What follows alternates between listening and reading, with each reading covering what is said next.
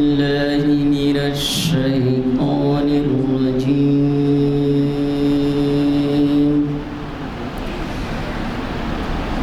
بسم الله الرحمن الرحيم.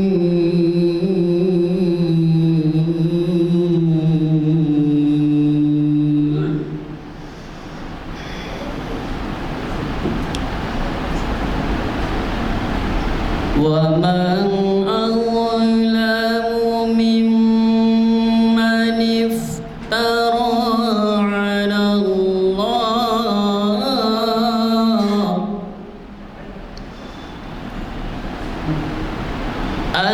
الله كذبا أو كذب بالحق لما جاءه.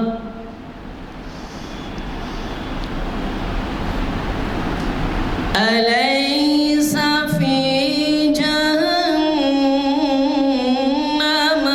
مثوى للكافرين.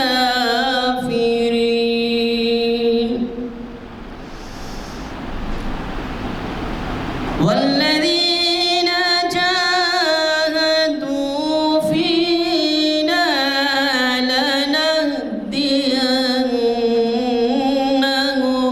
سبلنا.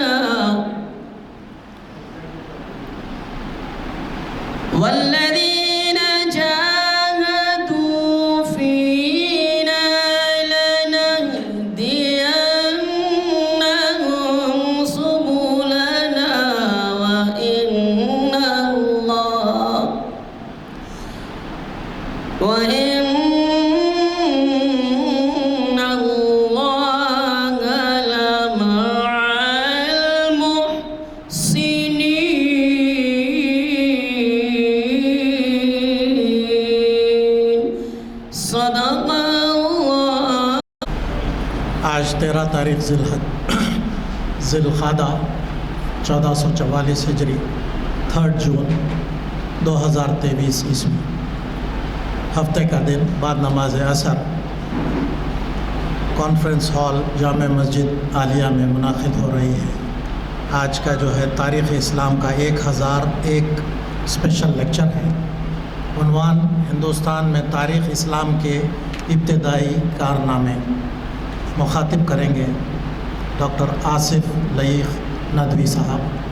میں ادباً گزارش کرتا ہوں ڈاکٹر صاحب سے، ڈاکٹر آصف لئیق ندوی صاحب سے وہ ڈائس پر آئیں اور ہمیں مخاطب کریں۔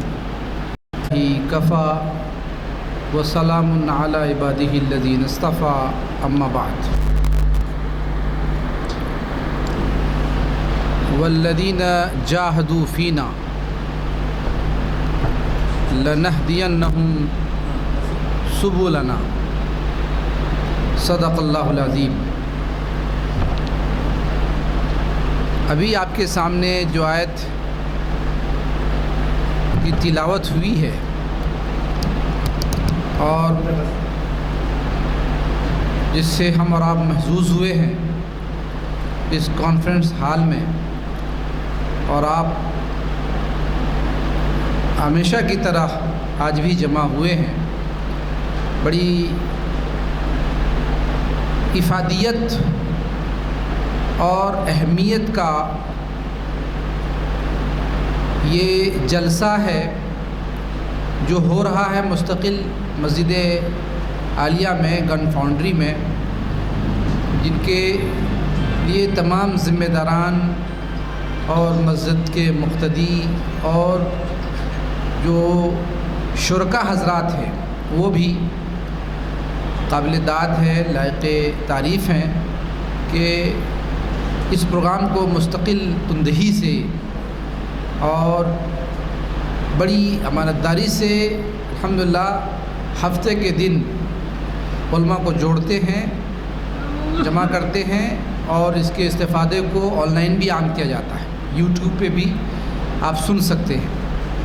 تو اس طرح سے کئی علماء کرام کو اب تک جوڑا جا چکا ہے، اور تقریباً جس کا یہ 1100 کڑی ہے جو کہ جو ہے آج آپ کے سامنے تاریخ اسلام پر اور وہ بھی ہندوستان میں اس کے جو کارنامے ہیں، ابتدائی کارنامے. اصل میں یہ موضوع کسی اور کا تھا. چند دن قبل ہمارے پاس فون آیا کہ حضرت وہ نہیں ہیں، آپ تشریف لائیں. تو میں نے اس پر کوشش کی کہ میں ابتدائی کارنامے آپ کو بتاؤں یا کہ نادر کارنامے بتاؤں.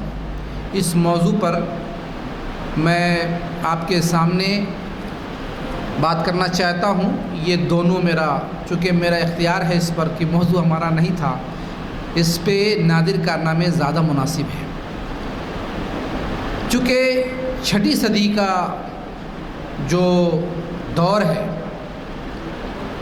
جب آپ صلی اللہ علیہ وسلم کی بعثت ہوئی، بعثت کے بعد آپ صلی اللہ علیہ وسلم نے اور بلکہ شعراء کرام کی زبان میں بھی، چاہے وہ کعب بن زہیر ہوں یا حسان بن ثابت رضی اللہ تعالیٰ عنہ، کیونکہ جس دور میں آپ صلی اللہ علیہ وسلم مبعوث کیے گئے، بھیجے گئے، اگر وہ نہیں ہوتا، آپ صلی اللہ علیہ وسلم مبعوث نہ کیے جاتے، تو قرآن نے کہہ دیا اس کے بارے میں کہ اگر تم لوگ اے عرب دیش کے لوگوں کھڑے نہیں ہوگے اور اس ذمہ داری کو، جس ذمہ داری کو آپ صلی اللہ علیہ وسلم پر اتاری جا رہی ہے، اگر اس کو لے کر کھڑے نہیں ہوگے تو ہندوستان ہو، پاکستان ہو، بنگلہ دیش ہو، سری لنکا ہو، انڈونیشیا ہو، دنیا کا کوئی بھی خطہ ہو، تاریکی میں ڈوب جائے گا اور بہت بڑا فساد قائم ہو جائے گا. تو اس ایک قوم سے جو ہے مکہ اور مدینہ اور چند حصوں پہ مشتمل علاقہ تھا. نجد کے لوگ تھے، مدینے کے لوگ تھے، مکہ والے تھے، طائف والے تھے. تقریباً اس وقت سارے لوگ ایمان لے آئے تھے. یہ آخری بات ہے جو ہے نبوت کے بعد کا. چونکہ ہم اس تفصیل میں جانا نہیں چاہتے، تو قرآن نے کہا کہ الا تفعلوہ تکن فتنۃ فی الارض وفساد کبیر، کہ اگر آپ لوگ کھڑے نہیں ہوں گے. صحابہ کرام سے یہ آیت مخاطب ہے، اللہ کے رسول صلی اللہ علیہ وسلم سے بھی، کہ اگر آپ کھڑے نہیں ہوئے اور اس ذمہ داری کو، اس رسالت کو، اس پیغام کو آپ نے دنیا والوں تک نہیں پہنچایا، ہندوستان والوں تک بھی اگر نہیں پہنچایا، تو فتنہ قائم ہو جائے گا اور بہت بڑا فساد قائم ہو جائے گا. جو موضوع ہم کو دیا گیا ہے اور جس موضوع کے لیے آپ لوگ جمع ہیں، پھر آج وہی تقاضا قرآن ہم سے کر رہا ہے. جس تقاضے کو لے کر آپ صلی اللہ علیہ وسلم اور صحابہ کرام مبعوث کیے گئے تھے، بھیجے گئے تھے.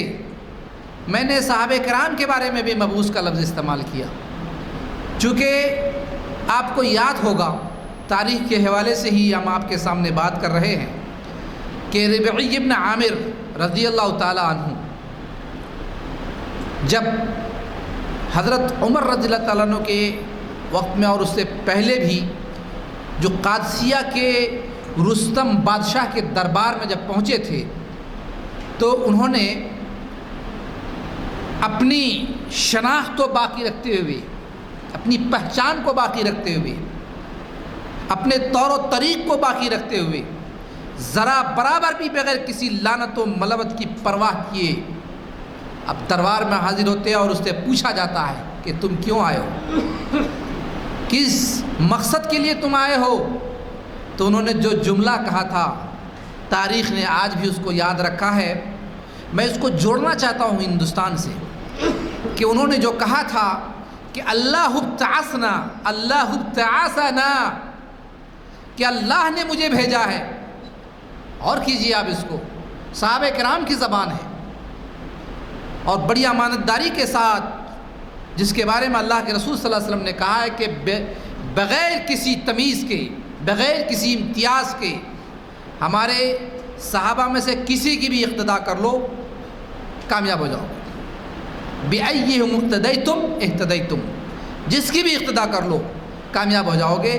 وہ پہنچ رہے ہیں اور سر رستم کے دربار میں کہہ رہے ہیں کہ اللہ نے مجھے بھیجا ہے لِنُخْرِجَ مَنْ شَاءَ مِنْ عِبَادَةِ الْعِبَادِ، کہ میں نکالوں ان لوگوں کو بندوں کی بندگی سے اللہ کی بندگی کی طرف، بندوں کی بندگی سے اللہ کی بندگی کی طرف، اور دنیا کی تنگی سے اسلام کی وسعت کی طرف، دنیا کے جور و ظلم سے، ظلم و زیادتی سے، بد عہدی سے، بدخلقی سے، سازش سے، پروپیگنڈے سے، فتنے سے، اسلام کے عدل کی طرف، انصاف کی طرف میں اس لیے بھیجا گیا ہوں۔ میں ایسے ویسے نہیں آیا ہوں، میرے بھیجنے کا اور میرے آنے کا کے مقاصد اونچے ہیں، بڑے بلند ہیں۔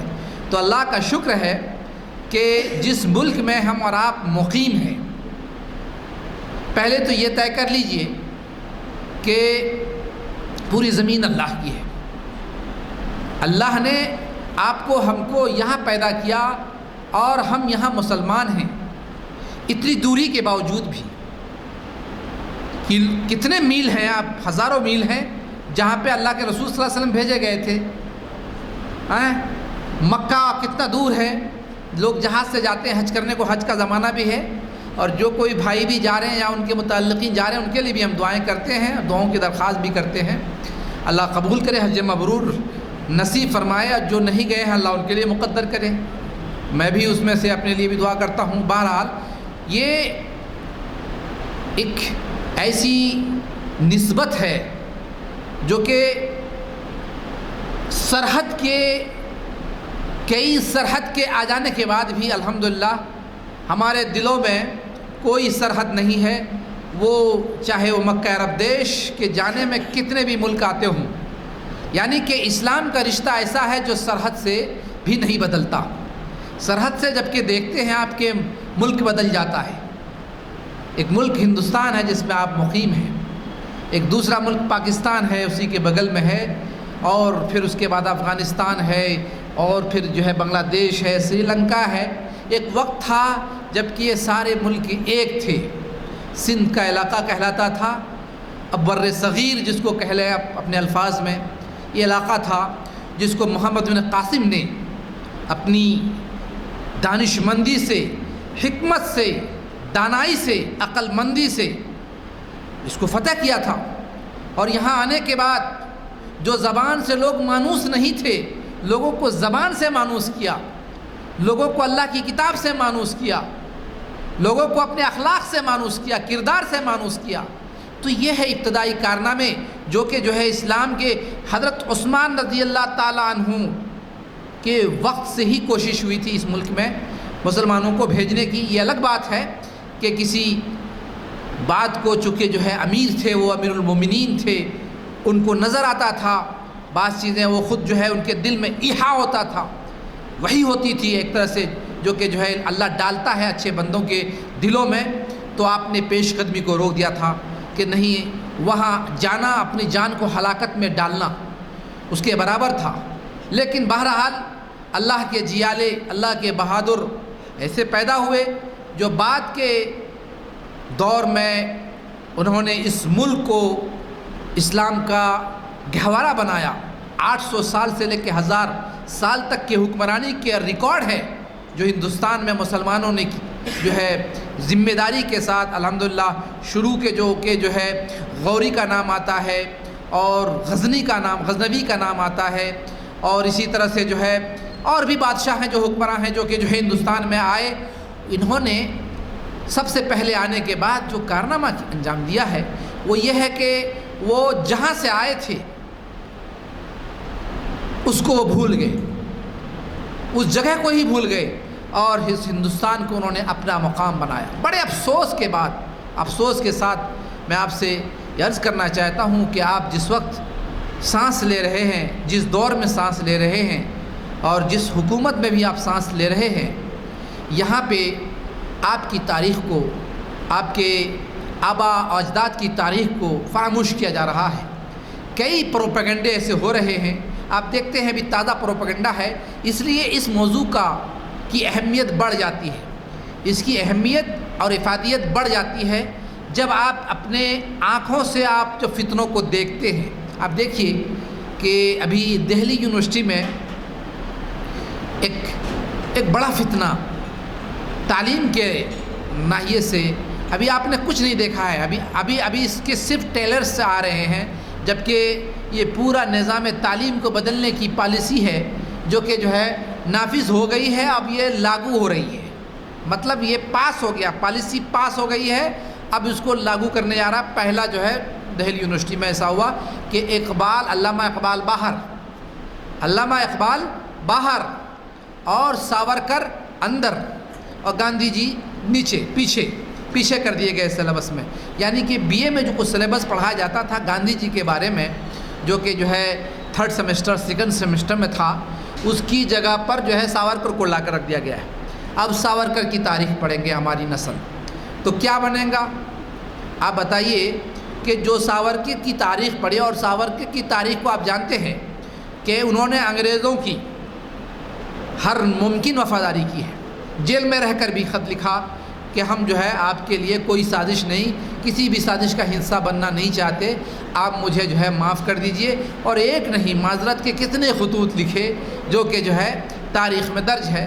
آج اس کی تاریخ کو گاندھی جی کے تاریخ پر ان کو اونچا کیا جا رہا ہے، بلند کیا جا رہا ہے۔ آپ سمجھیے کہ اس ملک میں اور کیا حال ہو سکتا ہے، اور ہمارے بارے میں جہاں تک ہماری تاریخ ہے، مسلمانوں کی تاریخ ہے، ان کو تو بالکل مٹایا جا رہا ہے کریت کر۔ اگر اس کو مٹانے میں کوئی کمی ہوتی ہے تو مردے اکھاڑے جاتے ہیں، قبر سے مردے اکھاڑے جاتے ہیں، کبھی بابر کا نام، کبھی اورنگزیب کا نام لے کر اور ان کی قبر کو اکھاڑ کر ایسے باتیں کہہ کے ادھر ادھر کی باتیں سازش اور پروپیگنڈے لا کر جو ہے مسلمانوں کو ہر ممکن بدنام کرنے کے لیے، حالانکہ ان کا کردار آپ تاریخ کے حوالے سے، علماء کے حوالے سے بھی پڑھیں، مسلمانوں کے ہر رول کو بالکل یا تو اگنور کیا جا رہا ہے، پس پش ڈالا جا رہا ہے، یا اس کو لائق اعتنا سمجھا نہیں جا رہا ہے۔ آج جس تاریخ کی ہم ہندوستان میں رہتے ہوئے بات کرنا چاہتے ہیں، کوئی بھی کارنامہ جب مسلمان یہاں پر آئے، پہلے تجارت کے ذریعے سے، آپ کیرلا میں جائیے، پہلی مسجد ہے جو صحابہ کرام کے بارے میں آتا ہے کہ صحابہ کرام رضی اللہ تعالی عنہ نے، کسی صحابی نے اس کی بنیاد رکھی تھی۔ اس وقت کے لوگ اور آج کے لوگوں میں بہت فرق ہے، ان کی سوچوں میں، ان کے ذہن دماغ میں جو مطلب غلاظت بھری جا رہی ہے، اور جو تعصب اور تنگ نظری کا جو فتنہ جو ہے، جو سازشیں رچی جا رہی ہیں اور قوموں میں جو چیزیں پھیلائی جا رہی ہیں حکومتی لیول سے، یہ قابل افسوس ہے، اور ضرورت ہے اس بات کی کہ مسلمان خود اپنے ادارے کھولیں، اپنی تاریخ کو خود زندہ رکھیں۔ ان سے آپ توقع نہیں رکھ سکتے اچھی، کیونکہ آپ جانتے ہیں کہ بہت ساری چیزیں ایسی ہیں، ہم اور آپ بلکہ بہت بڑے علماء بھی تاریخ میں درج، موٹی موٹی تاریخ کی کتابوں میں درج اپنی تاریخ کو نہیں پڑھ سکتے، نہیں ہے ہمارے اندر اتنا وقت، ہمارے پاس اتنا وقت نہیں ہے، گنجائش نہیں ہے، نہ ہی اسکولوں میں اور نہ ہی مدرسوں میں اس کو پڑھانے کا کوئی ایسا رواج ہے کہ جس کو آپ صحیح طور سے سمجھ سکیں، جان سکیں کہ ہمارے آباء و اجداد نے کیا کیا ہے، ہمیں کیا بتایا، انہوں نے کیا کارنامہ انجام دیا، علامہ اقبال نے کیا کہا ان کے بارے میں، کتنی اچھی باتیں جو ہے علامہ اقبال نے ان کے بارے میں کہی ہیں کہ تجھے آباء سے اپنی کوئی نسبت ہو نہیں سکتی، کہ تجھے آباء سے اپنی کوئی نسبت ہو نہیں سکتی، کہ تو گفتار وہ کردار، تو ثابت وہ سیارہ۔ یعنی آپ علامہ اقبال کے اس شعر کو اگر آپ لے لیں تو یہ علامہ اقبال اس شعر سے یہ کہنا چاہتے ہیں، اپنی قوم سے مخاطب کرنا چاہتے ہیں کہ اپنے آباء و اجداد کے بارے میں فخر تو کرتے ہیں، اور یقیناً فخر کرنا بھی چاہیے، ان کی سیرت کو پڑھ کے، ان کے کارنامے کو سن کر، یا یہ کہ جو ہے ان کے کردار کو دیکھ کر فخر کرنا چاہیے، جس چیز کو حکومتی لیول سے مٹایا جا رہا ہے اور اس کو کسی بھی اعتنا اور کوئی بھی توجہ کے جو ہے لائق نہیں سمجھا جا رہا. یہاں تک کہ آزادی کے جلسے میں ہم اور آپ سنتے آئے کہ مولانا ابوالکلام آزاد کا نام لیا جاتا تھا، وہ نام بھی ختم کر دیا گیا ہے، بالکل ناپید ہوتا جا رہا، کچھ بھی باقی نہیں رہا. صرف بورڈ میں کہیں کونے پہ لکھا ہوا ہے. آپ یہ دیکھیے جا کے انڈیا گیٹ میں کہ جو ہے پورا بورڈ لگا ہوا ہے، اس میں مسلمان ہیروز کے نام لکھے ہوئے ہیں، ان کے کارنامے لکھے ہوئے ہیں، لیکن RSS کی پلاننگ کے نتیجے میں وہ بھی اب ختم ہوتا جا رہا ہے. کچھ بھی نہیں، کوئی ذکر نہیں، آپ کا کوئی کاؤنٹ نہیں ہوگا. بلکہ افسوس تو یہ ہے، صرف کاؤنٹ کی بات نہیں ہے، آپ کو اور آپ کے آباء و اجداد کو جنہوں نے یہاں حکومت کی ہے، جنہوں نے اس ملک کو وہ چیزیں دی ہیں جو یہ ملک کو حاصل نہیں تھا. یہ ملک بدنام تھا، بدخلقی میں، بد کرداری میں، بد عیدی میں. گوتم بدھ کا زمانہ تھا، 1000 سال ان کی حکومت تھی، آریہ لوگ تھے. پھر یہاں یورپ کے ذریعے سے یہ RSS لوگ اس ملک میں آئے. انہوں نے اپنے فتنوں سے آدی باسیوں کو اپنا غلام بنایا. انہوں نے وہ فتنہ رکھا جو کہ منو وادی میں وہ درج ہے کہ جتنے بھی برہما ہیں وہ سب جو ہے سر سے پیدا ہوئے ہیں، وہی سرداری کر سکتے، اس کے علاوہ کوئی سرداری کے لائق نہیں. اس کے بعد چھتری ہے جو کندھے سے پیدا ہوئے، اس کے بعد جو ہے وش ہے جو کہ کمر سے پیدا ہوئے، اس کے بعد شدر ہے جو پیروں سے پیدا ہوئے. تو آدی باسی کو انہوں نے شدر بنا دیا، جبکہ اسلام ہمارا مذہب کہتا ہے شدر ہو، برہمن ہو، مغل ہو، پٹھان ہو، نربل ہو، نردن ہو یا دھنوان ہو، کوئی بھی ہو، سب ہے آدم کے سنتان، سب کو سمجھو ایک سمان. لیکن آپ علامہ مودودی کی کتاب کو جو ہے انہوں نے لکھی ہے الجہاد فی الاسلام، 337 نمبر صفحہ سے لے کر اس کے بعد آپ پڑھ لیجئے، آپ کو پتہ چل جائے گا کہ یہ برہما، یہ برہمن، ان کے کیا مقاصد ہیں، یہ منووادی کیا چیز ہے. منو کے بارے میں آپ جانتے ہیں کہ وہ اپنے زبان میں منو آدم کو، جو کہ ہم آپ آدم بول سکتے ہیں، کہتے ہیں. منووادی کا مطلب ایک قانون ہے، پالیسی ہے، انہوں نے وضع کی ہے جو اللہ کی طرف سے اتاری ہوئی کوئی ایسی پالیسی نہیں ہے. وہ اپنی بنائی ہوئی پالیسی ہے. وہ زمانہ جس وقت اسلام یہاں پہ آیا اور جو ظلم و زیادتی یہاں پہ تھی کہ بندوں کو غلام بنا لیا گیا تھا اور ان کے ساتھ جانوروں سے زیادہ بدتر معاملہ کیا جاتا تھا.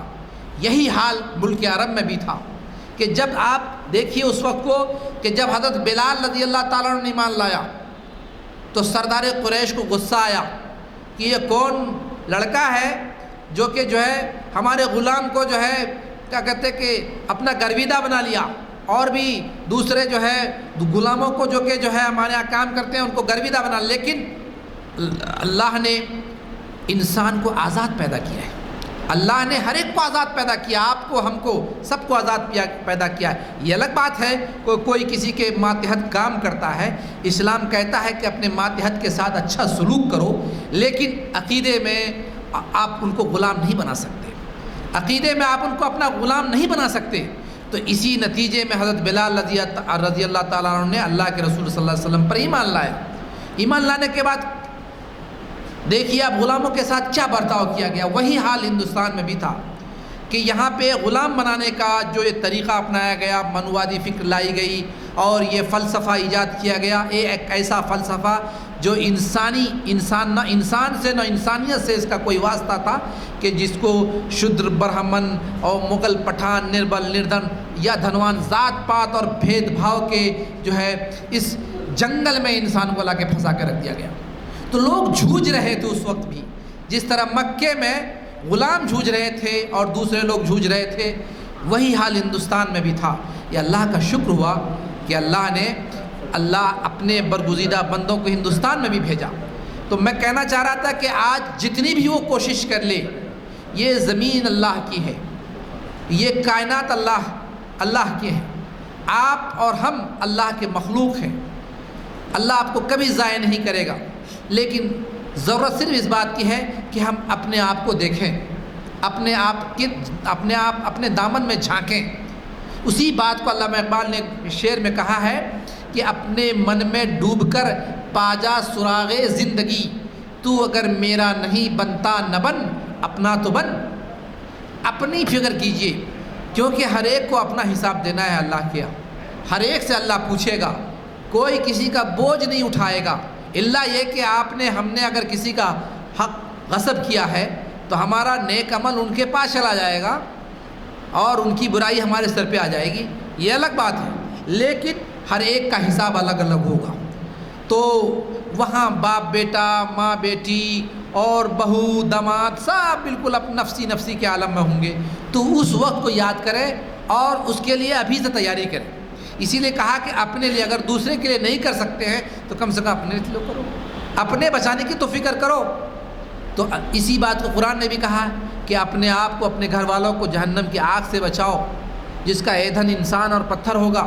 کہ انسان کو ایندھن بنا دیا جائے گا، ایندھن جیسے کہ جو ہے آپ آج الاؤ ڈالتے ہیں، اس وقت انسان کو ڈالا جائے گا، پتھروں کو ڈالا جائے گا۔ بڑے بڑے پتھر ہندوستان میں بھی آپ دیکھتے ہیں، ایک پتھر کے اوپر دوسرا پتھر کب سے رکھا ہوا پتہ نہیں۔ آپ کو معلوم ہے یہ کیسے ہوا؟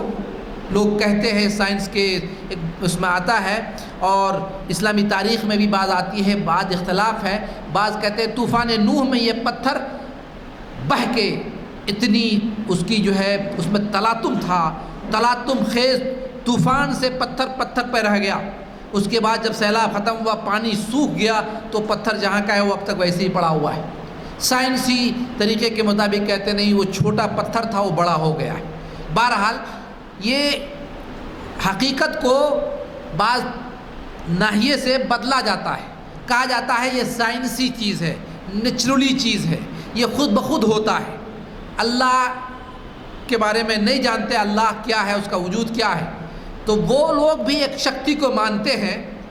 جو ہندوستان میں رہنے والے لوگ تھے، جب مسلمان آئے، وہ اللہ کی شکتی کو سامنے رکھتے ہوئے انہوں نے بتایا کہ بھائی اللہ کی ایک طاقت ہے جس کو تم جو ہے جو بھی کہتے ہو اس وقت وہ ان کے ویدوں میں، اور وید سے بھی لوگوں کو قریب نہیں ہونے دیا جاتا تھا۔ یہ بھی بتا دیں آپ کو کہ جو ہندوستان میں سازش تھی اس وقت کہ جو ہے صرف وید کو اور مندر میں، اور آج بھی یہ چیز ہے کہ صرف برہمن بھی جا سکتا ہے، شودر نہیں جا سکتا، ان کے مندر کے قریب نہیں پھٹک سکتا۔ یعنی اتنا بھید، یعنی کہ عبادت گاہوں میں ان کے اور ویدوں کی کتاب کو وہ نہیں پڑھ سکتے۔ پھر ویدوں کو یہاں سے بھیجا گیا، دوسری جگہ بھیجا گیا، اس میں تبدیلی کی گئی، جس طرح اور کتابوں میں تحریف کی گئی۔ شروع کے جو آپ کے جو کہ عیسائی کی کتاب ہیں، انجیل میں تحریف ہو گئی، توریت زبور میں اس سے پہلے ہو گئی، اور اس کے بعد پھر یہاں ویدوں میں بھی تبدیلی ہو گئی۔ یہ بدھ کے زمانے سے پہلے سے ہی تبدیلی ہے۔ یہ تبدیلی ہوئی، اس میں جو ہے اللہ کے رسول صلی اللہ علیہ وسلم کا نام تھا، اللہ کے بعد ان کی طاقت کا ذکر تھا، تو جہاں جہاں تھا اس کو انہوں نے صنم سے اور بہت ساری چیزوں سے، چونکہ اسلام جب جو ہے تحریف پہ معاملہ آ جاتا ہے تو کچھ بھی کر سکتا ہے۔ وہ کتاب تحریف ہو کر آئی، اور آج کا وید میں جو کچھ بھی ہے الحمدللہ اللہ کے رسول صلی اللہ علیہ وسلم کا بھی اس میں نام ہے۔ لیکن بتوں کا جہاں جہاں تذکرہ ہے، یہ انسانوں کی اپنی خود ساختہ تحریف ہے، جو کہ اس کتاب کو بھی میں نہیں چھوڑا۔ یہ بدھ جو کہ جو ہے ایک اچھا دھرم تھا، جو کہ جو ہے انسانوں کے ساتھ انسانیت کا معاملہ سکھاتا تھا، اس کو بھی یہاں سے کھرچ کر ختم کر دیا گیا، کھرچ ختم کر دیا گیا۔ آج بھی کہیں اس کی عبادت گاہیں نکلتی ہیں۔ تو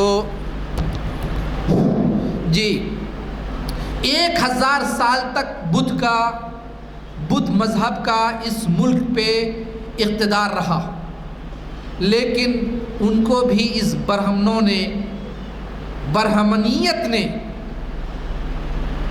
ہر طرح کی سازش کا شکار بنایا، یہاں تک کہ اس کو اس ملک سے تقریباً کھرچ کر رکھ دیا۔ ان کی بات گاہیں ختم ہو گئی، ناپید ہو گئی۔ آپ سنیے 1000 سال تک جس کی حکومت رہے اور خال ان کی پہچان اس ملک میں باقی رہے، لیکن اللہ کا کتنا بڑا شکر ہے کہ ہم 800 سال سے لے کر تقریباً 1000 سال تک ہماری یہاں حکمرانی رہی۔ آج در و دیوار ہماری حکمرانی کی گواہی دیتا ہے۔ آپ دیکھیے قطب مینار کو، آپ دیکھیے تاج محل کو، آپ دیکھیے مساجد کو، مکہ مسجد کو، آپ دلی کے جامع مسجد کو، اور بھی دوسرے جو کہ علامت ہیں، گولکنڈہ کو، اور بھی اس طرح کی علامت ہیں جو کہ آپ کے آباء و اجداد کی منہ بہلتی تصویر ہیں۔ کہہ رہی ہیں کہ جو ہے تمہارے آبا و اجداد نے اس ملک پہ حکمرانی کی ہے، لیکن آج ہم کو کیا ہو گیا ہے کہ ہمارے اتنے کارنامے ہونے کے باوجود بھی آج ہمیں کیا ہو گیا ہے کہ ہم بیدار نہیں ہو رہے ہیں، ہمارے خلاف سازشیں ہیں، پروپیگنڈے ہیں، لیکن اس کے باوجود بھی جو ہے ہم کو جو ہے مطلب احساس نہیں ہے کہ ہماری نسل کو بدلنے کی پوری پالیسی لے آئی گئی ہے، اور ہمارے یونیورسٹی سے، اسکولوں سے اور کے نصابوں سے جو ہے وہ اسباق مٹا دیے جا رہے ہیں، جس سے ہماری شناخت باقی تھی، ہمارا تشخص باقی تھا، جس سے کہ جو ہے ہمارے علماء اور ہمارے دانشور، ہمارے شعراء اور ہمارے مفکرین حضرات کو جس ہم یاد کر سکتے تھے، آج وہ بھی جو ہے آپ کے سبق سے اور نصاب تعلیم سے مٹا کے رکھ دیا، تو پھر کیا باقی رہے گا؟ اگر ایسا ہی ہوتا رہا، اگر ہم اٹھ کر کھڑے نہیں ہوئے، وہی بات جو کہ قرآن نے حضرت حضور صلی اللہ علیہ وسلم اور صحابہ کرام سے مخاطب اگر کہا کہ اللہ تفعلوہ تکن فتنۃ فی الارض وفساد کبیر، تو وہی چیز ہم آپ سے دہراتے ہیں۔ اگر ہم آپ آج کھڑے نہیں ہوئے اور اس حوالے سے، اس موضوع کے حوالے سے 1001 لیکچر کے حوالے سے میں آپ سے مخاطب ہو کر اس آیت کو آپ کے سامنے رکھتا ہوں اور آپ کو غور کرنے کا موقع دیتا ہوں کہ آپ اس آیت پہ جائیں، آپ غور کریں یہ آیت کیا آخر ہم سے خطاب کرتی ہے اور ہمیں کیا کچکے لگاتی ہے۔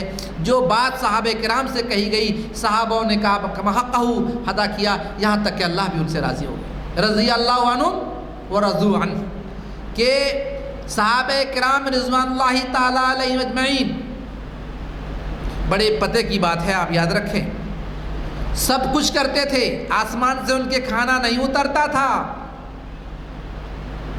وہ بھی کماتے تھے، وہ بھی ہل جوتتے تھے، وہ بھی کھیتیاں کرتے تھے، وہ بھی باغبانی کرتے تھے، وہ بھی اجرت کرتے تھے، مزدوری کرتے تھے، سارے سب کچھ کرنے کے باوجود بھی وہ اپنے وقت کو ایسا بانٹے ہوئے تھے اور انہوں نے ایسا تقسیم کر لیا تھا کہ حضور کی کوئی بھی محفل اس سے وہ غافل نہیں رہتے تھے، بالکل غافل نہیں رہتے تھے۔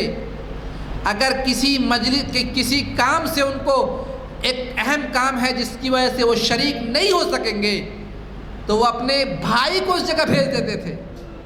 جی آپ یاد کیجئے کیا شوق تھا ان کے اندر، کیا جذبہ تھا ان کے اندر، کیا حنین تھا کہ ان کے اندر وہ مزدوری کر کے بھی غافل نہیں رہتے تھے۔ صبح اٹھتے تھے، اذان ادھر ہوتی تھی، مسجد پہنچ جاتے تھے، اور جہاں نماز ادا ہوئی اور پھر یہ کہ حضور کی جو مجلس ختم ہوئی، فوراً وہ آ کر گھر پہ لیٹ نہیں جاتے تھے۔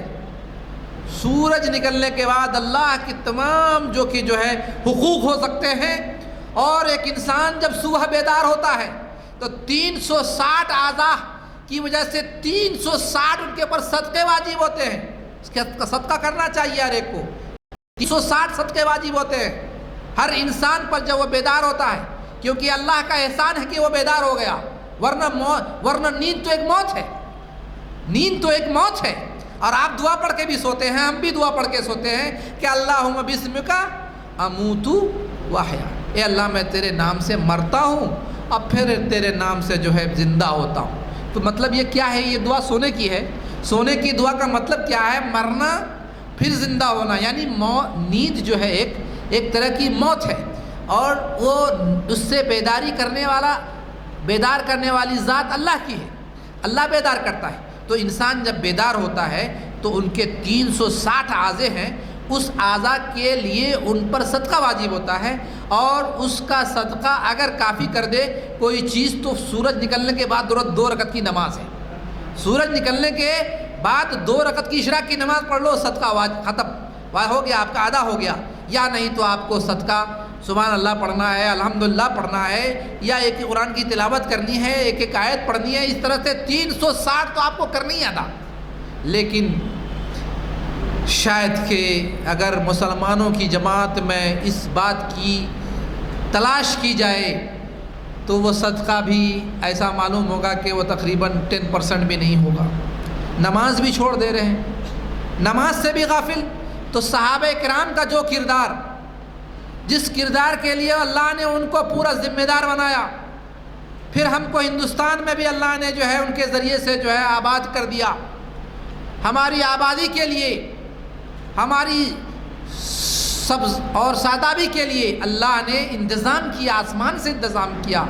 رسول اللہ صلی اللہ علیہ وسلم نے خوابوں میں آ کر بتایا، یہاں نہیں وہاں جاؤ، یہاں گھر نہیں بناؤ، مدینے میں گھر نہیں بناؤ، جاؤ کشمیر، آپ جاؤ جو ہے وہ کون سی جگہ ہے جو خواجہ معین الدین چشتی رحمۃ اللہ علیہ جہاں مدفون ہے، اجمیر، جاؤ اجمیر میں وہاں پہ اپنا گھر بناؤ۔ چونکہ جو ہے خواجہ معین الدین چشتی کی تاریخ بھی ہندوستان میں اگر میں آج ان کا ذکر نہ کروں تو یہ حق تلفی ہوگی، کیونکہ ابتدائی کارنامے میں اللہ نے جو ہے ان کو چنا تھا۔ جی وہ ایسی شخصیت تھے جس کو آج بھلایا جا رہا ہے، ان کو بدنام کیا جا رہا ہے، نعوذ باللہ۔ اسی دور حکومت میں ان کے اوپر آپ کو لاک ڈاؤن کے وقت میں، لاک ڈاؤن کا ایک قہر آسمان سے اترا ہوا ہے، جھوج رہے ہیں لوگ، پریشان ہیں لاک ڈاؤن کی وجہ سے، اور اس درمیان میں فتنے ہو رہے ہیں، اس درمیان میں بھی اس ملک میں فتنے ہو رہے ہیں۔ یہ بھی میں نے دیکھا اور آپ نے بھی دیکھا کہ معین الدین چشتی کو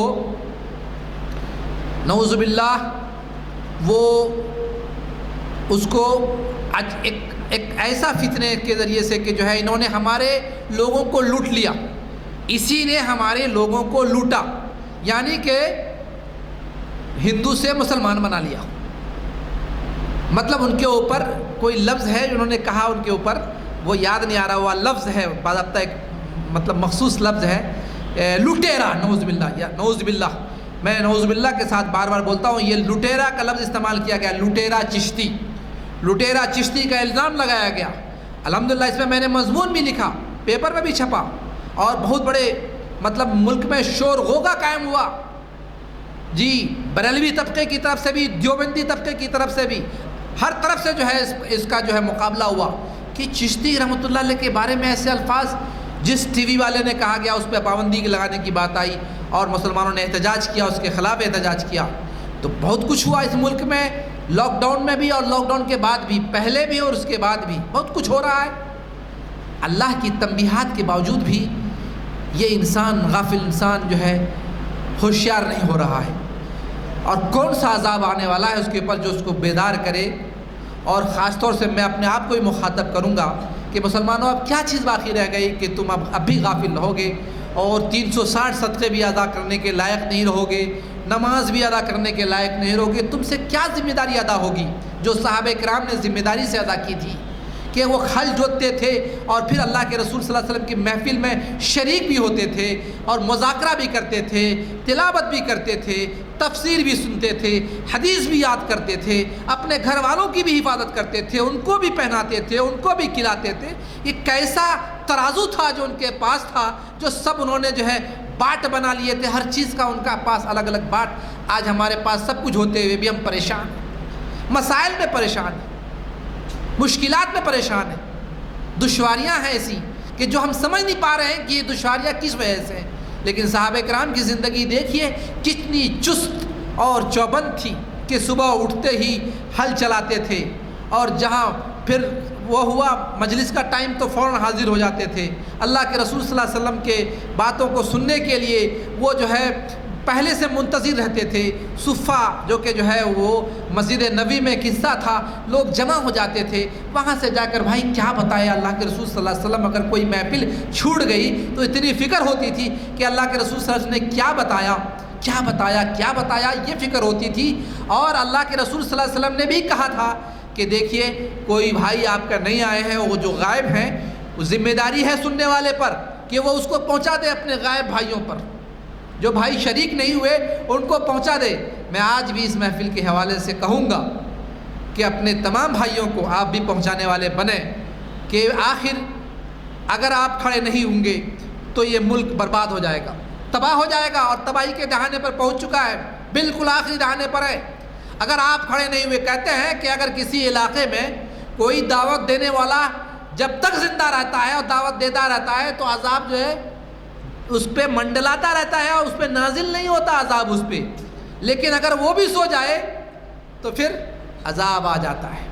یہ قوم، جس قوم سے آپ اور ہم ہیں، جس قوم جس قوم کے سلسلے میں اللہ نے ان کو کہا کہ یہ تم قیادت کے لیے بنائے گئی ہو، سیادت کے لیے بنائی گئی ہو، تم کو اٹھایا گیا ہے، مبعوث کیا گیا ہے، کنتم خیر امۃ اخرجت للناس تأمرون بالمعروف وتنہون عن المنکر وتؤمنون باللہ، یہ تمہاری خصوصیت ہے، تم خیر امت ہو، یہ تمہارا تمغہ ہے، یہ سرفراز ہے، یہ امتیاز ہے دنیا کی تمام اقوام و ملل میں، تم ہی سب سے افضل ہو۔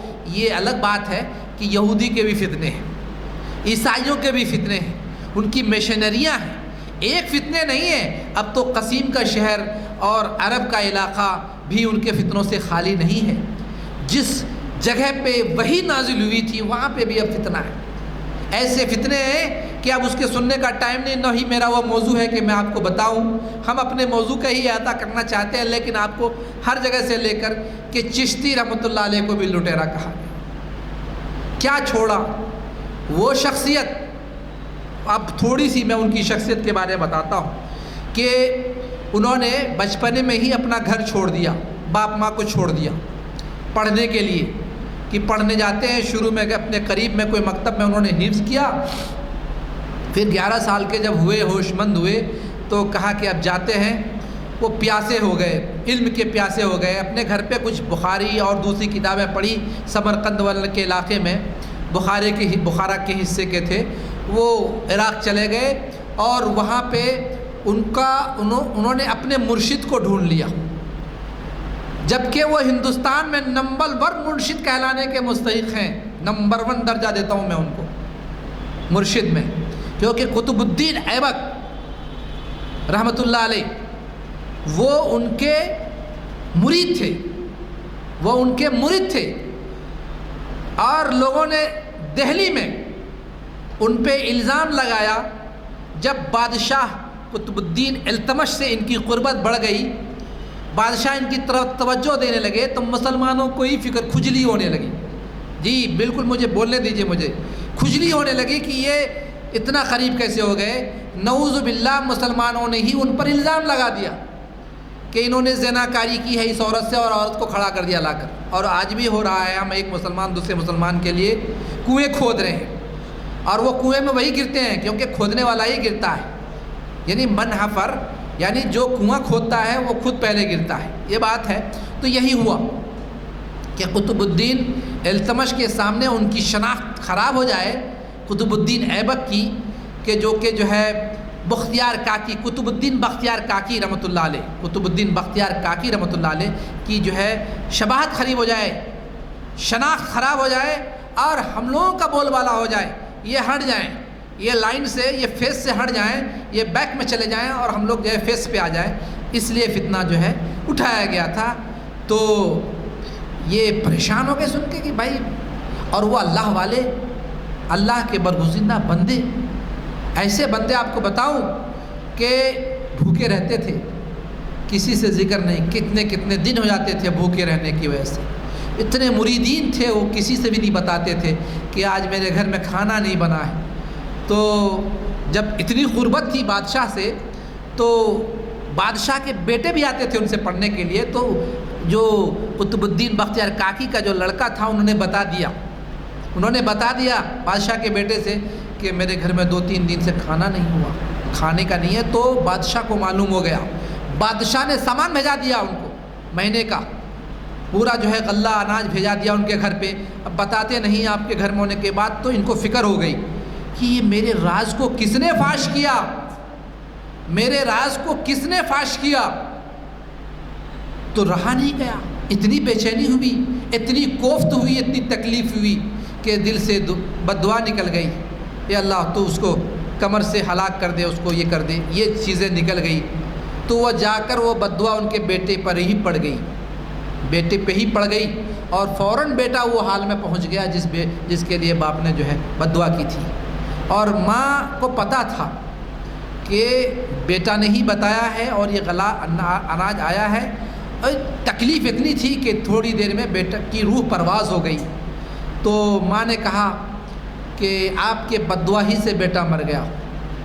کہا کہ تم کو معلوم تھا یہ غلہ کہاں سے آیا؟ کہا معلوم تھا۔ بیٹا نے جو ہے کہا تھا کہ اب مجھے پہلے بتایا ہوتا تو میں اللہ سے مانگ لیتا، اب تو اس کی روح پرواز ہو گئی۔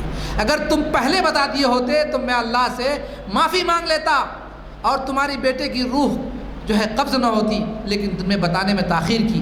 اس قطب الدین بختیار کاکی رحمۃ اللہ علیہ، جو کہ حضرت چشتی رحمۃ اللہ علیہ کے خاص مرید تھے، ان پر الزام لگایا تو چونکہ جو ہے مرید کو فکر ہوئی کہ اب کیا کیا جائے، انہوں نے اپنے مرشد کو اجمیر میں خط لکھ کے بھیجایا کہ ایک فتنے سے میں دوچار ہو گیا ہوں، اس کے لیے کیا کیا جائے۔ چونکہ ان کے مراسم تھے، حضرت خواجہ معین الدین چشتی رحمۃ اللہ علیہ کے مراسم التمش بادشاہ سے بھی تھا، تو انہوں نے کہا رکو، کوئی فیصلہ مت کرو، میرے آنے کا انتظار کرو، رکو، کوئی فیصلہ مت کرو، میرے آنے کا انتظار کرو۔ تو حضرت خواجہ معین الدین چشتی رحمۃ اللہ علیہ اپنے مرید کے لیے اس مسئلے کو حل کرانے کے لیے دہلی پہنچے اور وہاں پر مجلس قائم ہوئی اور سب کو حاضر کیا گیا۔ چھوٹا بچہ گود میں، بیوی عورت الزام لگا رہی ہے کہ یہ بچہ ان کا ہے اور یہ زناکاری سے ہے۔ تو حضرت خواجہ معین الدین چشتی رحمۃ اللہ علیہ نے بیٹے سے، جو بچہ گود میں تھا، ان سے مخاطب ہو کر کہا بیٹا تو کس کا بیٹا ہے، تمہارا باپ کون ہے؟ مخاطب ہو رہے ہیں مجلس میں، تو یہ جو ہے کشف ہے، کشف اس کو بولتے ہیں، کشف۔ اللہ نے اپنے ولی کو کشف کی طاقت دی اور وہ بچہ بولنے لگا کہ میں فلاں کا بیٹا ہوں، یہ قطب الدین بختیاری کاکی کا بیٹا نہیں۔ تو اس وقت معاملہ صاف ہوا۔ یہی معاملہ جب آپ اجمیر میں مبعوث کیے گئے، جب بھیجے گئے، اور وہ بھی جب خواب میں دیکھا، 20 سال کا عرصہ آپ نے اپنے مرشد کے پیچھے عراق میں گزارا۔ 20 سال تک ایسی تربیت ہوئی حضرت خواجہ معین الدین چشتی رحمۃ اللہ علیہ کی کہ ان کے بڑے مرشد، جو ورلڈ کے مرشد تھے، انہوں نے ان کو جو ہے تمغہ دے دیا، ولایت کا تمغہ دے دیا کہ اب تم جو ہے آزاد ہو، اب جا سکتے ہو، تم اللہ کے لیے کام کرو، جا کر اب نکل جاؤ، ہمارے یہاں سے پوری ساری چیزیں تم نے لے لی ہیں اور ہم کو بھی حکم ہوا ہے، اب تم کو جو ہے باہر نکلنا چاہیے۔ تو کعبہ گئے، مکہ گئے، حج کیا انہوں نے، عمرے کیے، پھر اس کے بعد انہوں نے مدینے کو اپنا مسکن بنا لینا چاہا۔ تو جیسے ہی اس بات کو سوچ کر تھوڑی سی غنودگی طاری ہوئی تو خواب میں حضور صلی اللہ علیہ وسلم آتے ہیں اور کہتے ہیں کہ اے چشتی، تمہارا انتخاب اس جگہ کے لیے ہوا ہے، وہ اجمیر جگہ ہے جو تمہیں وہاں جانا ہے اور اللہ کے پیغام کو پہنچانا ہے۔ تو پریشان ہو کر آنکھ کھلی تو پریشان ہو گئے کہ اللہ کے رسول صلی اللہ علیہ وسلم نے آ کر کہا ہے اور یہ کیا ماجرا ہے، اب اجمیر کہاں ہے؟ تو پھر دوسری مرتبہ غنودگی آئی تو پورا نقشہ پیش کیا گیا، پورا نقشہ سامنے رکھا گیا، پہاڑی کے علاقے کو بتایا گیا کہ یہ ہندوستان میں وہ جگہ ہے، جاؤ۔ جب وہاں وہ آئے تو ان کے ساتھ جو والہانہ برتاؤ ہونا چاہیے، سلوک ہونا چاہیے اور جو استقبال ہونا چاہیے، ظاہر ہے کہ وہاں کے لوگ جو ہے ان پڑھ تھے، انجان تھے، جانتے نہیں تھے، انسان تو تھے لیکن انسانیت سے وہ جو ہے خالی تھے۔ تو وہ جو ہے بادشاہ جو اس وقت کے راجہ تھے، اس کے استبل کے قریب انہوں نے اپنا خیمہ گاڑا اور جو ہے وہاں کچھ دن انہوں نے قیام کیا۔ ان کے ساتھ قطب الدین بختیار کاکی رحمۃ اللہ علیہ تھے، جو کہ جو ہے وہی خود اپنے شیخ کے لیے کچھ کھانا بناتے تھے، کھلاتے تھے، پانی جو ہے تالاب سے لاتے تھے۔ آج جیسے مسلمانوں کو کھانے پینے کاروبار کے لیے یہ حکومت جو ہے ترسا رہی ہے، ان کے کاروبار پر بین لگا کر روکنا چاہتی ہے، چاہے وہ گوشت کا کاروبار ہو یا ایک دوسرے کاروبار ہو، جو آپ خود جانتے ہوں کہ جو ہے دہلی میں بھی یہ فساد ہوا، ان کے کاروبار پر حملہ آج بھی ہندوستان میں ہو رہا، تو ان کے کاروبار پہ حملہ کیا گیا۔ کھانے پینے پہ جو ہے پابندی لگنے لگی، اب تالاب سے پانی نہیں لے سکتے۔ بادشاہ کا حکم آیا، راجہ کا حکم آیا کہ آپ یہاں سے ہٹ جائیں، یہ استبل کے قریب سے کون، یہ درویش ہے، یہ درویش کون آیا ہے یہاں سے، ان کو ہٹاؤ یہاں سے آپ ہٹ جائیے، آپ دوسری جگہ چلے جائیے، یہاں سے ہٹ جائیے، آپ پانی نہیں لے سکتے ہیں، کھانا پینا۔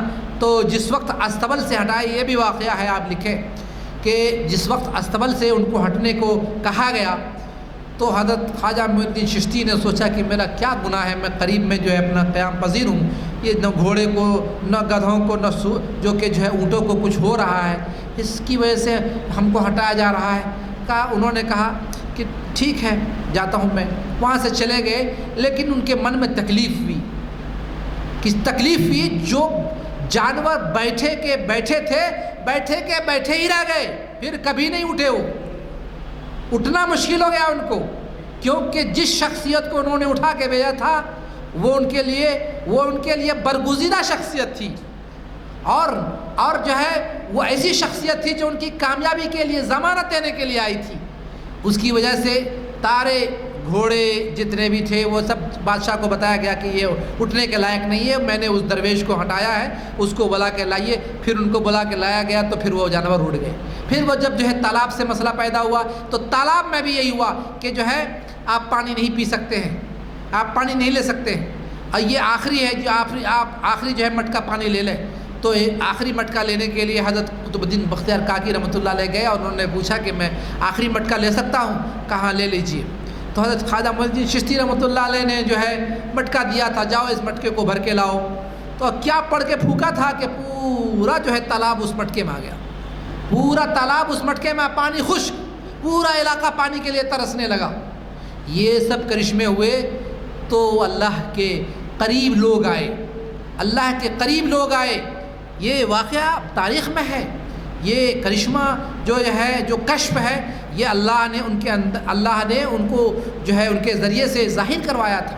اور بھی بہت ساری چیزیں ہیں، لیکن خواجہ معین الدین چشتی رحمۃ اللہ علیہ کے ہاتھوں لاکھوں لوگ ایمان لائے، اس میں کوئی دو رائے نہیں ہے۔ اسی لیے آج کے مودی گورنمنٹ اور ان کے جو ہے گوڈی میڈیا نے جو ہے ان کے اوپر جو لٹیرا چشتی کا الزام لگایا، ایسے نہیں لگایا، بہت سوچ سمجھ کے، لیکن یہ غلط بات ہے۔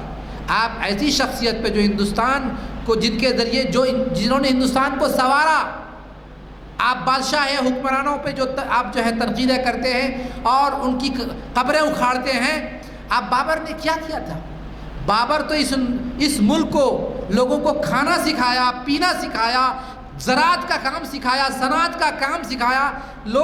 آج آپ لوگ دشہری کھاتے ہیں، آج آپ حمایت کھاتے ہیں اور بھی دوسرے عام کھاتے ہیں، یہ کن کی دین ہے؟ یہ بابر کی دین ہے۔ بابر نے اپنے ملک سے لا کے ان کو ایجاد کرایا، ہندوستان میں لوگ نہیں جانتے تھے۔ وہی ایک آلو، وہی ٹماٹر، وہی آلو وہی ٹماٹر کھانے والے، وہی سبزی کھانے والے، وہی سبزی کور تھے۔ لیکن بابر آنے کے بعد انہوں نے زراعت کا طریقہ سکھایا، پھل بنانے کا، باغ بنانے کا اور بھی دوسرے فصلیں اگانے کا انہوں نے طریقہ سکھایا۔ اتنے احسانات ہیں کہ یہ اکیلے یہ لوگ گن نہ پائیں۔ اس کے لیے حضرت مولانا علی میاں رحمۃ اللہ علیہ نے، جن کے اوپر ہمارے پی ایچ ڈی کا مقالہ بھی ہے اور ایم فل کا مقالہ بھی ہے، انہوں نے المسلمون فی الہند ایک ایسا وقت آل انڈیا ریڈیو پہ انہوں نے نشر کیا تھا۔ وہ تقاریر کو آپ دیکھ لیں، ہماری جو مختصر بات میں جو کمی رہ گئی ہے آپ کو اس کتاب کے حوالے سے پوری مکمل حاصل ہو جائے گی۔ اور ایک اچھی ریفرنس کا میں آپ کو ریفرنس دے رہا ہوں جس کو پڑھنا چاہیے آپ کو۔ اب وہ اردو میں بھی اویلیبل ہے، ہندوستانی مسلمان، اور یہ کتاب ہمارے پاس بھی اویلیبل ہے، ایک تاریخی جائزہ اور موجودہ حالات کی عکاسی۔ مولانا نے اس وقت جو ہے آل انڈیا ریڈیو پہ اس کتاب کو پہلی مرتبہ عربی میں جو ہے آل انڈیا ریڈیو میں جو ہے شائع کیا، تو عرب لوگ متاثر ہوئے اور انہوں نے کہا کہ حضرت وہ کتاب کو پبلش کروا دیجئے، جو تقریر آپ کے آل انڈیا ریڈیو میں عربی میں شائع ہوئی ہے آپ اس کو پبلش کرائیں، جبکہ آل انڈیا ریڈیو والوں نے بھی جو ہے اس کو جو ہے دوسری زبانوں میں جو ہے نشر کیا تھا یا ہندوستان میں۔ اب وہ کتاب جو ہے انگلش میں بھی اویلیبل ہے، مسلمس آف انڈیا مانیں گے انٹرنیٹ پہ تو آپ کو آ جائیں گی کتاب۔ ہندی میں بھی ہے، اردو میں بھی ہے، عربی میں بھی ہے۔ اردو میں جو میں نے ابھی بتایا آپ کو ہندوستانی مسلمان، اور عربی میں المسلمون فی الہند۔ عربوں میں یہ کتاب سب سے پہلے شائع ہوئی۔ مولانا علی میاں رحمۃ اللہ علیہ نے پورے مسلمانوں کے ابتدائی کارنامے، درمیانی کارنامے اور جو ہے انتہائی کارنامے، تمام کارناموں کو تاریخ اسلام کے حوالے سے اس میں مختصر انداز میں درج کر کے آپ کے لیے قیمتی اثاثہ پیش کیا ہے، جس کو پڑھنے سے بھی ہم غافل قاصر ہیں، نہیں پڑھ سکیں۔ بہت سارے لوگ ایسے ہوں گے جن کو پہلی مرتبہ نام ہندوستانی مسلمان کتاب جو ہے سننے میں آیا ہوگا، اور اللہ کرے کہ سب پڑھے ہوں اور پڑھیں اس کو، آپ سمجھ میں آئے گا کہ مسلمانوں کا کارنامہ کیا ہے۔ انہوں نے پورا بتایا ہے، جس بات کو میں آپ کے سامنے رکھ رہا ہوں کہ کھیتیوں کے سلسلے میں بھی ہندوستان میں آلو، پیاز اور آلو گوبھی کے علاوہ کچھ نہیں تھا. تو اس کو جو ہے بابر جب یہاں پہ آئے تو ان کو پسند نہیں آیا، چونکہ آپ جانتے ہیں کہ ایک اونچے گھر کی بیٹی کو آپ نیچے گھر میں کوئی دیتا ہے؟ نہیں دیتا ہے. کیوں نہیں دیتا ہے؟ کیونکہ میری بیٹی نہیں رہ پائے گی اس کے گھر میں، کیونکہ کھانے پینے میں جو یہاں آشائش رہی ہے، جو کھائی ہے وہ، جو پی ہے وہ، اور جو ان کا ایک طریقہ رہا ہے، اس گھر میں ان کو میسر نہیں ہو پائے گا. جانے کے ساتھ سب سے پہلے کھانے پینے کا مسئلہ آئے گا. اس لیے کفو کا مسئلہ رکھا گیا. کفو، اس کو مطلب برابری کا معاملہ رکھا گیا اسلام میں، کہ جو آدمی جس لیول کا ہے اسی لیول کی لڑکی بھی ہونی چاہیے، وہی گھر برابر ہونا چاہیے. دیکھیے ایسا ہے کہ لڑکی نیچے کی چلے گی، لڑکا ذرا اوپر کا رہے گا تو چلے گا. لڑکا اچھا ہے، لڑکی تھوڑے چھوٹے گھر کی ہے، چلے گی، کوئی مشکل نہیں ہے. لیکن لڑکی اوپر گھر کی ہے، لڑکا اگر نیچے کا ہے تو ذرا مشکل ہوتا. وہ الگ بات ہے کہ وہ زمانہ صحابہ کا تھا، جب جو ہے حضرت فاطمہ رضی اللہ تعالیٰ عنہ کی شادی حضرت علی سے ہو گئی تو بعض سہیلین نے ان سے کہا کہ کہاں شادی ہو گئی، تم تو جو ہے نبی کی بیٹی تھی، بڑے سے بڑے گھر میں تمہاری شادی ہو سکتی تھی، تو تمہاری شادی تمہارے باپ نے کہاں کرا دی؟ ان کے پاس کچھ ہے ہی نہیں، نہ تو جو ہے دال چکی پیسنے کے لیے ان کے پاس چکی ہے، نہ کچھ ہے، نہ گھر ہے، نہ کچھ ہے. ایک صحابی نے گھر دیا تھا ان کو کہ جائیے اب اس میں رخصتی لے کر چلے جائیے، گھر بھی نہیں تھا ان کے پاس. لیکن اللہ کا حکم آیا تھا کہ جو ہے اپنی بیٹی کی شادی آپ اپنے چچا زاد بھائی سے کرا دیں. یہ بھی ایک سنیے گا کہ چچا زاد بھائی سے شادی، غور کیجیے گا. اور حضرت فاطمہ کون تھی؟ حضرت علی کی بھتیجی تھی، بھتیجی تھی. حضرت فاطمہ بھتیجی تھی اور حضرت علی چچا تھے، حضرت علی چچا تھے. غور کیجیے گا. تو رشتوں کا بھی اللہ نے بتایا ہے، لیکن ہم لوگ اس سے بھی مطلب قرآن میں ذکر ہے اس بات کا، کرا سکتے ہیں، بالکل ہو سکتا ہے. لیکن ایسی جگہ بھی میں نے دیکھا ہے کہ لوگ رشتے بھی نہیں جانتے، ماموں سے بھانجی کی شادی کرا دیتے. اور ایسے رشتے ہیں، ماموں سے بھانجی، سگے ماموں سے بھانجی کی شادی ہے. میں نے خود دیکھا ہے. اس کو کہا بھائی رشتہ توڑ لو، اب کیا بھائی 6 بچے آپ کیا توڑ کے کریں گے؟ ایسے مسلمان بھی آندھرا میں نے دیکھے ہیں، وہ وشاکھاپٹنم کے حصے میں ہیں. تو جانتے نہیں ہیں، بہت ساری چیزیں ہیں، سب کو نہیں بیان کر سکتے. لیکن خواجہ معین الدین چشتی رحمۃ اللہ علیہ کے بارے میں آپ یہ جانیے کہ اس ملک میں اور ہمارے خانوادے، ہمارے آبا و اجداد پر بڑا احسان ہے کہ جس راستے سے بھی آئے لاکھوں لوگوں نے ان کے ہاتھوں پہ بیعت کی، ایمان لائے اور اسلام میں داخل ہوتے گئے اور اسلام کا پیغام ان کے ذریعے سے عام ہوتا گیا. آج اس سرزمین میں خواجہ معین الدین چشتی رحمۃ اللہ علیہ کی نعش ہے، مدفون ہے وہ. یہاں پر پھر خواجہ معین الدین چشتی رحمۃ اللہ علیہ کو اللہ بھیجے گا. آپ صبر کا دامن تھامے رہیں اور اپنے اعمال کو درست کر لیں. والذین آمنوا وعملوا الصالحات، جنہوں نے ایمان لایا اور اپنے اعمال کو درست کیا تو اللہ اور اس کی پوری چیز ان کے لیے. من کان للہ کان اللہ لہ، جو اللہ کا ہو گیا اللہ اس کا ہو گیا. یہ پہلی بھی قانون تھا اور آج بھی قانون ہے. کتنے بھی آپ کو لوگ پریشان کریں، آپ کے وجود کو مٹانے کی کوشش کرے، آپ کی نسل کو مٹانے کی کوشش کرے، آپ کے کتاب کو مٹانے کی کوشش کرے، وہ ناکام ہو جائیں گے، وہ مٹ جائیں گے اور وہ جا بھی رہے. شروع ہو گیا ہے اس خاتمہ، کرناٹک سے شروع ہو گیا ہے، اب انشاءاللہ سامنے ہے. اس کے لیے بھی آپ تیاری کر لیجئے اور آپ بالکل جم کے اس کی تیاری کیجئے کہ آپ تیار ہوئیے، ہر ایک نمائندہ بن جائے حق کا. آپ کو اللہ نے بھیجا ہے ہندوستان میں، آپ اس بات کو جو ہے کہیے کہ ہم حق کی بات کریں گے، ہم غلط بات نہیں کریں گے، ہم حق کی ترجمانی کریں گے. جو حق کا جو دامن تھامے گا ہم اس کا ساتھ دیں گے اور اس کے سپورٹ کریں گے. آپ حق لے کر آئیے. اب اگر آپ جو ہے حقدار ہیں تو ہم آپ کو دیں گے. تو اس چیز کے لیے یاد رکھیں کہ اسلام نے ہم کو اور آپ کو اور ہندوستان کو عذاب سے اور اس تاریکی سے جو کہ جو ہے صحابہ کے ذریعے سے یہاں دور ہوئی ہے اور ہم ان کی نسلوں میں سے ہیں، اللہ نے ہم کو چنا ہے. تو اب وہ کام کر لیجئے. اگر آپ کھڑے نہیں ہوئے، ہم کھڑے نہیں ہوئے اور ہماری قومیں کھڑی نہیں ہوئی اور اگر سوتی رہ گئیں تو پورا فساد، پورا ملک تباہ ہو جائے گا. اور ضرورت نہیں ہے اللہ کو ہماری، ہم کو اللہ کی ضرورت ہے. اللہ ہماری جگہ پر دوسری قوم کو اٹھا کر کام لے سکتا ہے اگر ہم کام کرنے والے نہیں ہوئے. تو ہندوستان کی تاریخ ہمارے آبا و اجداد کی تاریخ سے اس طرح مربوط ہے کہ جنگ آزادی کا معاملہ ہو یا یہ کہ جو ہے اس سے پہلے کا معاملہ ہو یا 800 سالہ ہماری تاریخ ہو یا حیدرآباد کی تاریخ ہو، دکن کی تاریخ ہو، قطب شاہی کی تاریخ ہو، اورنگزیب رحمۃ اللہ علیہ کی تاریخ ہو. آپ اٹھا کر دیکھیے 50 سال تک حکمرانی کی ہے اورنگزیب رحمۃ اللہ علیہ نے اور اس وقت کی جی ڈی پی اور ابھی کی جی ڈی پی کو اندازہ لگائیے کتنا فرق ہے۔ 27.3% جی ڈی پی تھی، پورے عالم میں ہندوستان نمبر 1 پہ تھا جی ڈی پی کے معاملے میں۔ آج دیکھیے غربت کے کس دہانے پہ گرے ہوئے ہیں، اور آپ وہی ڈھول والا اور وہی مندر کے گھنٹی والا بجا کر کہتے ہیں کہ ہم نے جو ہے مندر بنا دیا، ہم نے فلاں بنا دیا، بڑا کارنامہ کر دیا، گیس کی قیمت بڑھا دیا، بڑا کارنامہ کر دیا۔ بالکل نہیں بھائی، اس وقت اورنگزیب رحمۃ اللہ علیہ کے وہ کیا قدرے تھے، کیا کارنامے تھے جن کو انہوں نے اپنا کر ہندوستان کی جی ڈی پی کو 27.3% پہ لا کے کھڑا کر دیا تھا۔ اور آج ہماری جی ڈی پی کہاں ہے کہ ہر آدمی جھوج رہا ہے، مہنگائی سے جھوج رہا ہے، آسمان چھو رہی ہے مہنگائی۔ تو دوستو یہ ہمارے اعمال کے نتیجے ہیں، اور وہ جو ان کے اعمال کے نتیجے تھے، وہ ان کے اعمال کے نتیجے تھے کہ بیت المال سے 1 روپیہ نہیں کھاتے تھے، 1 روپیہ نہیں لیتے تھے، اور اپنے لیے قرآن لکھ کر، ٹوپیاں بن کر جو ہے کاروبار کر کے صحابہ کرام کی جو سیرت تھی وہی سیرت کے حامل تھے ہمارے اورنگزیب رحمۃ اللہ علیہ، جن کی قبریں کھود کے آج یہ ان کو بدنام کرنا چاہتے ہیں۔ اللہ کبھی نہیں ان کو چھوڑے گا اور دوہرا ان سے جو ہے بدلہ لے گا، کیونکہ یہ اندھیرے میں رکھ کے ایسا کر رہے ہیں۔ اور وہ ایسی شخصیت جس نے ہندوستان کو اونچا مقامات دلایا ہے، پورے دنیا میں نمبر 1 کا جو ہے درجہ دلایا ہے، ہندوستان کا مرتبہ بلند کیا ہے پورے عالم میں۔ آج ان پہ جو ہے غفلت برتی جا رہی ہے اور ان کو جو ہے مٹایا جا رہا ہے، سازشیں کی جا رہی ہیں، پروپیگنڈے کیے جا رہے ہیں۔ ان کے کارناموں کو اور ہمارے کارناموں کو، جو ہمارے آباء اجداد کے کارنامے ہیں، ان کو مٹانے کی ہر ممکن کوشش کی جا رہی ہے، کی جا چکی ہے۔ لیکن جب تک اللہ نے ہم کلمہ کو پکڑے ہوئے ہیں، اللہ کو پکڑے ہوئے ہیں، کوئی آپ کو نہیں مٹا سکتا۔ انشاءاللہ آپ کے لیے ہندوستان پہلے بھی تھا، آج بھی ہے اور کل بھی رہے گا، اس کی پہلے آپ بالکل ذہن میں رکھ لیجئے۔ اور جو اللہ کلمہ گو ہے، مرنا سب کو ہے، مرنا سب کو ہے، یقین رکھیے اس بات پر، ان کو بھی ہم کو بھی، لیکن حشر کے میدان میں سب کا فیصلہ ہونا ہے۔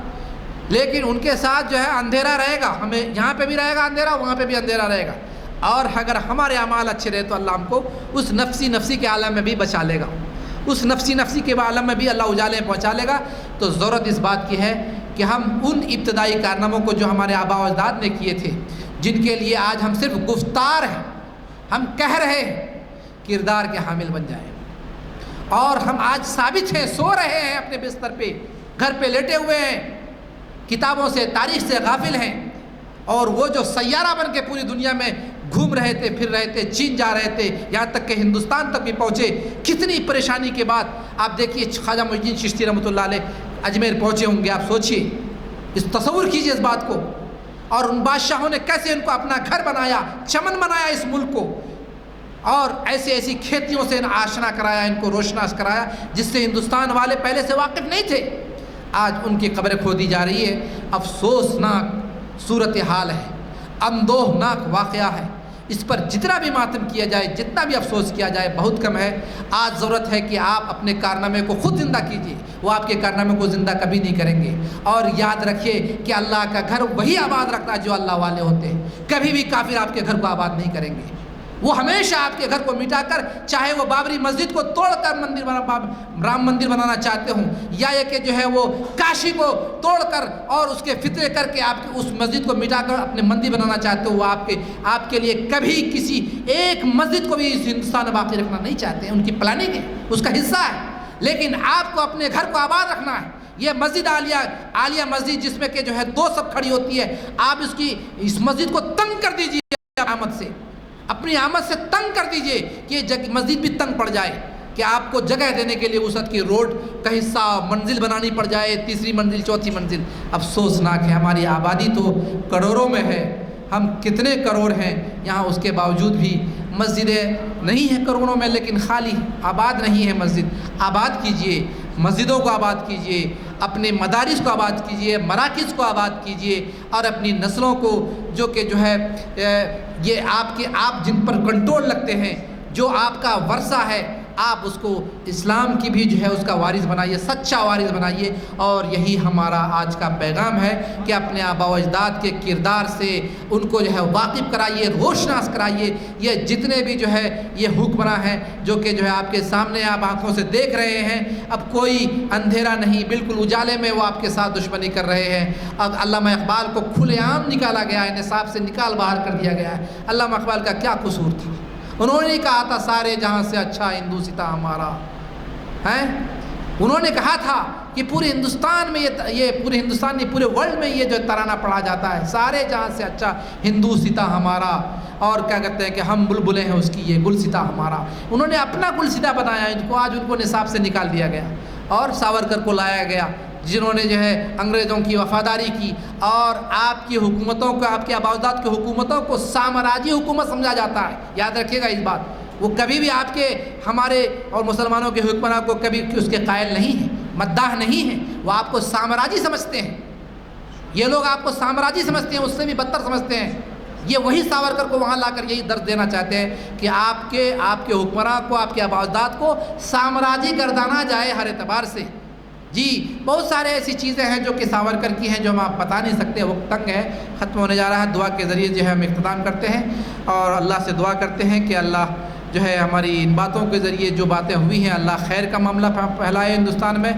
اللہ تعالی کہنے سننے سے عمل کی توفیق عطا فرمائے. جو بھی کوتاہیاں ہوئی جو بھی کمیاں ہوئی اللہ اس کو معاف فرمائے. اللہ جو باتیں کہی گئی ہیں اللہ اس کو قبول فرمائے اور اس کو نفع کا ذریعہ بنائے عوام کے لیے خواص کے لیے خاص طور سے عالیہ مسجد کے لیے اور اس کے ذمہ داروں کے لیے اس کے اراکین کے لیے اس کے اور جو ہے مقتدیوں کے لیے. اللہ خاص طور سے حیدرآباد والوں کے لیے اور اس کے ذریعے سے اللہ پورے ملک کی اللہ تو حفاظت فرما دے تحفظ فرما دے بقا کی گارنٹی دے دے. اللہ ہر طرح کی ضمانت دے دے.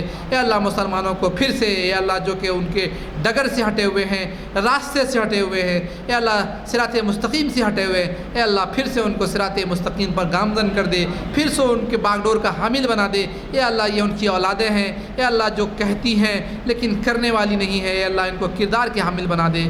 اے اللہ ان کو گفتار کا صرف گفتار کا حامل نہ بنا بلکہ کردار کا بھی حامل بنا. اے اللہ ان کو ثابت نہ رکھ بلکہ ان کو سیارہ بنا دے جیسے کہ سیارہ صحابہ کرام رضوان اللہ تعالیٰ علیہم اجمعین تھے اور بعد کے اولیاء اللہ تھے اور ہمارے نیک صالح جو ہے حکمراں تھے اللہ جو ہے خلفاء تھے. اے اللہ ان کا حامل بنا دے. اللہ کہنے سننے سے زیادہ ہمیں عمل کی توفیق عطا فرما دے.